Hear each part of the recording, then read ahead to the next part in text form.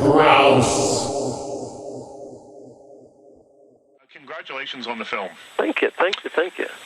Tell me, how did you respond when your daughter first asked you why she didn't have good hair?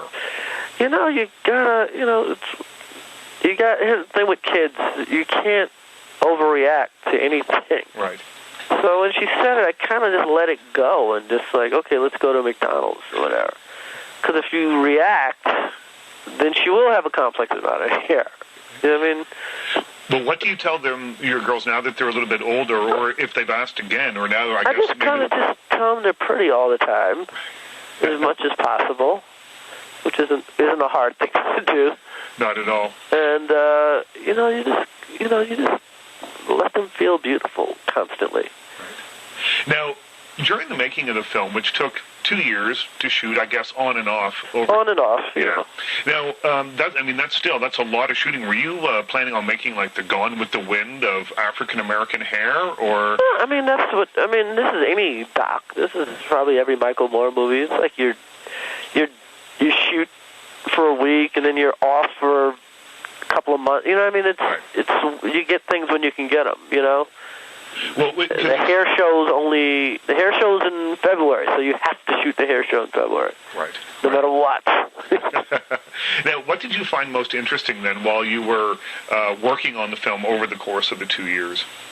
It's interesting. I mean, you just learn a lot. Women, women are really into being beautiful. Mm-hmm. To them, not even, they're really just into being, they're into a lot of other things, but being beautiful is pretty high up on a woman's list of priorities. Well, I think it's kind of interesting to have a man host or a film like this, because what you have is, I guess, more of an objective viewpoint. Was that part of the reasoning when you decided to take this on?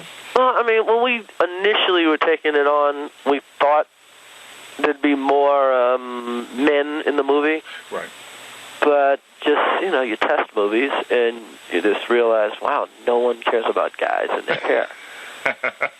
Except Al Sharpton. They only care about guys and their hair and how the man responds to women. Right. But nobody cared about guys and their hair, and people didn't want a history lesson. Right. They were really interested in a contemporary look at this thing. Well, I found it interesting how you took a subject which could have been, I guess, a little frivolous, people and their hair, and turned it into something that has much deeper roots than that. I mean, we're talking about race in America. We're talking about a lot of different things here in this film, but you approach it from a very accessible place.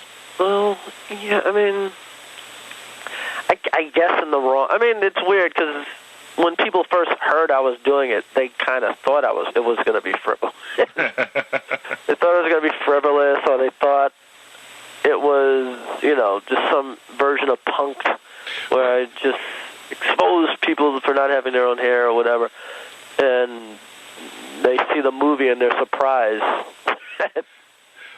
Richard Crouse.